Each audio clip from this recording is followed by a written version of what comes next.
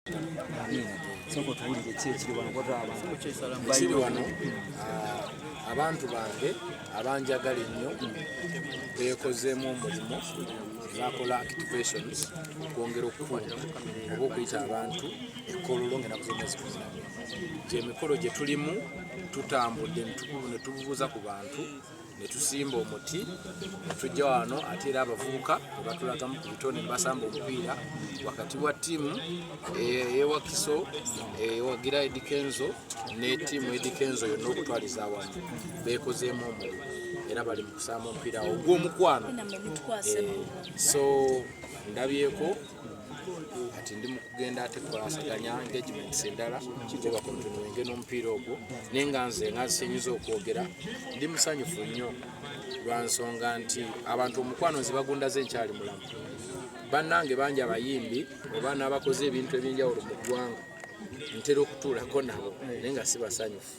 nga bagamba tebasiimiddwa kimala, naye nze ndi musanyufu nti abantu bandaze omukwano byonna gye tutambudde disitulikiti 14 disitulikiti 14 buli wamu nga wajjula abantu bakola ebintu ebyenjawulo mbeera boolaba buli we tutuuse naye yebwera mu zibooda kati nze omukwano ngulabyeko era ndi musanyufu sitoma. I'm very happy. This is so beautiful. It's a good feeling. Okulaba ku bantu abakwagala ne bakulaga nti kyokola tukisiima naawe kikwongeramu amaanyi okugamba omanyi kanyongera okukola naddala ebyo abantu bye basobola okwenyumirizaamu kanyongera okukola ebintu ebitatwala nzekka mu maaso naye ffenna wamu abavubuka eggwanga kubanga kiba kitegeeza nti otegedde nti kati n'oli mu muli ogutumulisa sigwe wekka ne famire yo. Era I'm very happy. olinga abadde alina gw'okuona. No, nze ndi musanyufu naye nze ntuusiza abantu bubaka, nze ndi messenger. Tushegedde nze ndi messenger. Abantu bangi abayita mu bintu ebyenjawulo abantu batambulira ku pressure, abantu bakolera ku pressure nosanga ng'oli alina embeera ye mwatambulira naye ng'abantu bamwogerera nnyo nga balina erevo ke bamusuubira naye ng'ate naye alina ebirooto ebiby'engombo. Nolaba abantu abamu bakola ebintu ebitali birungi naddala nolaba kati abavubuka oli n'atuuka n'okubba naye ng'ekimubbya kulaga bakwano be nti asobola nosanga abawala ne bakola ebintu ebitali bituufu ne bafumbirwa n'abasajja abakadde nnyo just for the sake of proving some people. Kati pressure y'abantu gye bateeka ku bannaabwe nze gye nabadde ngezaako okubanga sikkiriziganya naye oba okitegera. Ate ekirala abantu balemwa nnyo okutambulira mu nkolagana oba okukwatagana ne balingiriza bannaabwe nosanga oli ng'ayogerera munnaagagamba ate ebigambo biruma abantu. Yes. Kati ffe tutuusa bubaka n'ogamba nti muneeka akubuli omuntu ono gwoyogerera ebigambo ebingi alina obulamu bwe bwabukola ki bwabutambuza gwe tomulowoleza kulowooza nti gwe byoyagala ye byalina okukola omwaka adde akole naye kyawulira kyalina okukola. So abantu baffe bangi bakolera ku pressure ez'enjawulo kubanga balimirirwa ebigambo bingi. Kati ensonga lwaki obubaka nabwo mba njagala naye butuusa bungi bwe tukyatuusa kubanga abantu baffe bayita mu bizibu ebyenjawulo. Ovudde wala education kuwulisa naye abantu babadde bagamba ntuusa message z'abantu bano era kyokolaba bali wano kubanga bunyimba akayimba tekamukwatako mu ngeri mu obwenda wekitegere kyovola nayise neŋŋamba nti nteranga n'ensoma amawulire nanditegedde ntya nti eno ensi yawunga nadda ebinjogerwako mbiwulira neneebuuza nti mufanga ki baganda bange kansooke mbabuulire ekyanzija mu kyalo kyewaffe nejja nsenga mu kibuga eno ensonga eyandeeta enkulumu zonna kwe kutereeza obulamu bwange naye neewuunya nnyo nnyo nga mutudde ne munteesaako nga musaakaanya nti essente kyakola kyazoonoona azibamu bakazi nga kunywa mwenge ye nno mufa ki nno baddiya obusenge bubalumanda mpuliza kadonkamu okitegedde naddala wano waffe wano wetuzaaliddwa wetukulidde wetugenda oziikibwa yekali kyetutambuza okitegedde. Kati tusobola kwerabira gye wava bwerabira gye wava nejolago batomanyi olw'okuba nsobola okuyimba Senegal Gabon Benin tekitegeeza nti siri Munnayuganda.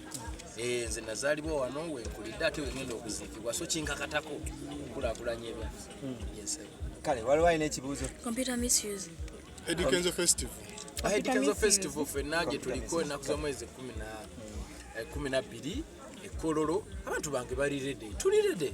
twin buli omuntu anombereddwa weathereme tusumbwa otherwise awo wagenda ba holikot omwana ono akola ku BBC final ndozaina yakabuzo kamu buzo omukulu togale ku nsonga ya computer misuse eriwo kati kuba namwe abayimbi kiringa ekigendo bako saamu naddala nga engeri gye wayingidde kadongo kamu ekintu kino wakitegedde otya nga Kenzo amanyize ekintu kyenasooka okuvaako kyekintu ekikwatagana ne gavumenti simanyi parliament simanyi baani eyo nabivaako nasalawo nkwatagane n'abantu bange mbakolera akatono k'ensobodde bayimbira nyimba banyiga biwundu era bwondaba nga ndiringa ne munnabyabufuzi yenna manya mubalako kasente ebyo nabivaako sina kyembyogerako yantama kubanga buli omu akola kiyamba ye mu ngeri emu oba endala ekyo kyenyinza okugamba terigenda kunyigamu nga gwe kuba ebintu ebimu sina kyakukola tuze tunyigirizibwa ebbanga ddene naye weetuze kuyigira kwa sente meka kuyigira tugenda kubeera emitwalo 2 abantu bange batandikirwako then mitwalo 5 VIP abana banga bagala kwenyiga nnyo then tuyina table ezo kitegeeza omuntu asobola okujja n'abantu 10 ne batuula wamu abajja tuwe miliyoni 3 then tujene miliyoni 5 yeyabakulu mikwano gyange abo abewaggulu enamwe bakabede ng'oyagala ate okubeera nga ate ofunirako kino ofunirako kiri obanga alieka era enteekateeka mujja ziraba nga zanjawulo ne buli omu agenda kubeera comfortable. Omwana oli wa Anikas nina ekibuuzo Sanyuka TV ebintu bya Gravity saagala kubigenda nnyo wano bwekitegeera naye nze bwe nalabikako nga nvamu eziga mu maaso ensonga eyali enzigyamu eziga yali ya family nti omuntu nze gwe nali maze naye emyaka emingi ennyo gwe najja kulevemu okumutuusa ku ndala ntuyambagala nze naye nalabikwako mu butambi obumu nga ate akubaganye n'abantu be yakalabira ewiiki okwagala okuzza nze mu kyalo kintu ekyo kyannomanya okuba kikujjukiza bye muyiseemu gye muvudde ne we mutuuse oba okitegeera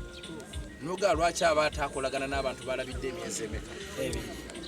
ate okwagala okuzza nze mu kyalo ate oluusi nga tulina n'omwana agenda okutugatta forever for life ekyo kintu ekyampisa bubi ekinzigyamu eziga mu maaso naye nze tebakulimba nti eri agenda okunjogerera ekigambo kyenzigyamu eziga nze eri wamagye tosobola kunjogerera kigambo nekintiisa kuba tosobola nze ndiwo kutambula ate nkimanyi nti ensi eyogerwako ate atagenda kwogerwako yoyo ate azaalibwa ate omuntu yenna gwe batwogerako yoyo nga talina kyeyakoze naye buli wobaako kyokoze abaagala okukola nga kyokoze balina okukulwanyisa kyogamba n'essaawa ya leero wenjogerera baana zaffe twazitimba buli wamu eri abagenda ne bazijja ne bazisala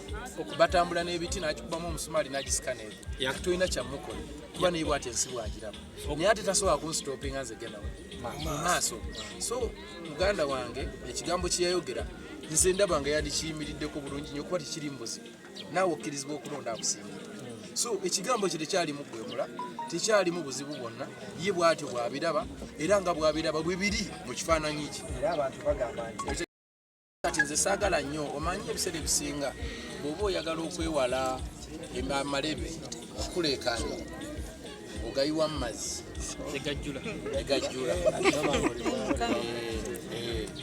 nga boliko nako libategeeka saagala nnyo kuba kati Gravity kyeyogere tekiri mubuzibu nabo ye bw'aba yafiiringa nti bamwogeredde n'atya awo enyinza okubeera ne disappointment kuba kyeyogere yandikiyimiriddeko bulungi nnyo omukole ki what can you do so mu bufunzi oli disappointed eri Gravity okuba nti kintu kyeyayogera n'atakiyimirirako bw'aba akyakiyimiriddeko bw'alina okuba ate ekyokubiri Gravity kyeyinza omuntu tebakulimba nti wadde kamera ziba nnyingi nti bannamawulire basobola okusula osobola kwesuula wekka naye gwe oba okyasobola okuyimbira abantu ebintu ebibazimba ebibasanyusa then you are good to go my brother totya beera ate wamagye Gravity nze nagendako Gravity gye namugye ewaabwe nantwala ewa maama we nga basula mu wanuruumu bali basula mu ruumu egyo